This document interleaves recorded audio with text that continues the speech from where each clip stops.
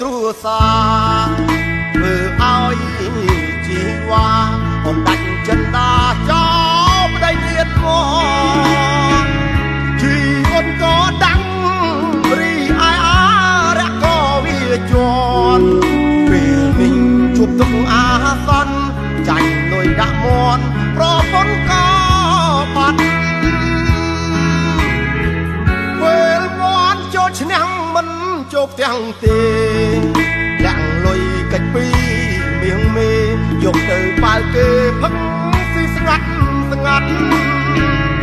ផ្លេចគិតផ្លេចគុណថាថ្ងៃមុនប៉ូលីសដេញចាប់អូនកាន់លុយទៅទាំងក្តាប់រុំរាន់ប្រញាប់ទៅធានាប្តីឆឹងចុយគឺជាមិត្តខ្ញុំក្រោយពេលតែប្រពន្ធដូចតន់នាងចាំងចោលប្តីក្បាលរឹងដូចដែរឆ្លោះប្រកាច់ធ្វើបាបថ្លៃអស់លុយចាញ់មន់ភ្ញាំងជួតបាត់ស្រីទឹកភ្នែករិញរៃអង្គុយស្រណោះ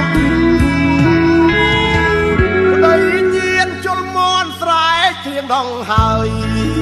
អង្គបប្រពន្ធបងអើយបងតែខ្លួនហើយសូមលើកលែងទុំជាស្រីវាយប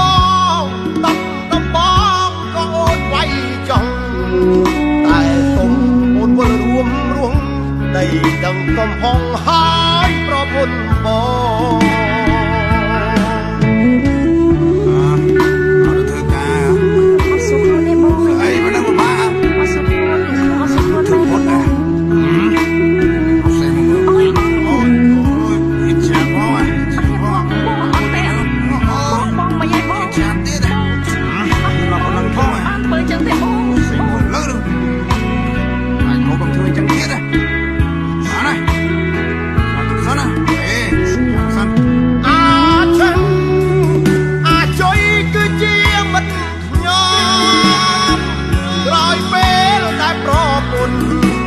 តន់នាងចាំង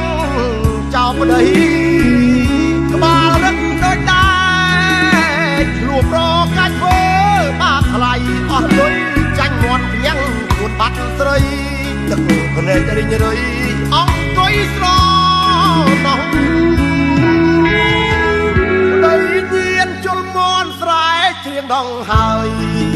អង្គបប្រពន្ធបងអើយបងតែខ្លួនហើយសូមលើកលែងទុំជាស្រីវាយបងតំបងក៏អូនវាយចង់តែសុំអូនវិលរួមរងដីដឹងកំហុងហើយ